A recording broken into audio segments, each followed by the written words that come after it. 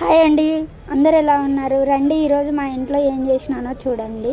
నేను ఈరోజు బెండకాయ కర్రీ అన్నం అండి. కానీ చపాతీ చేసుకుంటే కూడా చాలా బాగుంటుంది. కాకపోతే టైం లేదండి, నాకు అక్కడికే లేట్ అయిపోయింది. అందుకని ఇంకా బెండకాయ చేసిన. ఈరోజు ఆదివారం, కాకపోతే ఏమీ ఇంట్లో చేసుకోలేదు. ఎందుకంటే మా బాబుకి కాస్త హెల్త్ బాగాలేదు. అందుకని ఆదివారం అని చెప్పేసి ఇంకా బెండకాయ చేసిన. మా పాపకు బెండకాయ అంటే ఇష్టం ఉండదు, మా బాబుకు బెండకాయ అంటే చాలా ఇష్టపడి తింటాడు.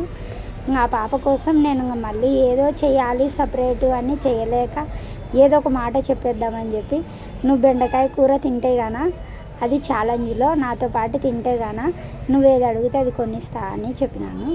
చెప్పంగానే ఇంకా బెండకాయ కూర వేసుకొని అన్నం పెట్టుకొని తనే ఏది అడిగితే అది కొనిచ్చానిలోపు తనే పెట్టుకొని మరీ వేసుకొని తింటా ఉంది. చూడండి ఎలా తింటా ఉందో.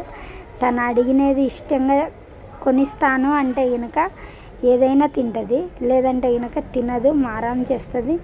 పస్తైనా ఉంటుంది, లేదంటే హోటల్ నుంచి అయినా తెచ్చుకొని తింటుంది. అలా ఉంటుంది తను, అలా బిహేవ్ చేస్తుంది అనమాట నా కూతురు. చాలా బాగుందండి ఈరోజు బెండకాయ కూర అన్నము, చాలా చాలా టేస్ట్గా ఉంది.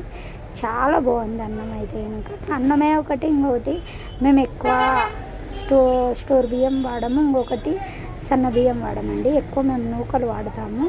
నూకలు అయితే కొంచెం తక్కువ రేట్ కదండి, ఖరీదు ఎక్కువ ఉండదు. ఇప్పుడు సన్న బియ్యం వచ్చేసి చాలా రేట్లు ఉన్నాయి, అందుకని ఎక్కువ మేము నూకలే వాడతాం. రేట్లు తక్కువ ఉన్నప్పుడు సన్న బియ్యమే తిన్నాం. ఇప్పుడు రేట్లు చాలా ఎక్కువ ఉన్నాయని అవి కొనలేక నూకలే వాడతామండి.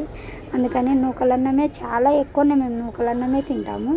నూకలన్నం ఏదైనా కర్రీస్ అయినా కానీ వేసుకొని తింటే ఉప్మా లెక్క ఉంటుంది, అంత టేస్టీగా ఉంటుంది. చాలా బాగుందండి ఈరోజు బెండకాయ కూర. నా ఈ వీడియో నచ్చితే లైక్ చేయండి, షేర్ చేయండి, సబ్స్క్రైబ్ చేయండి.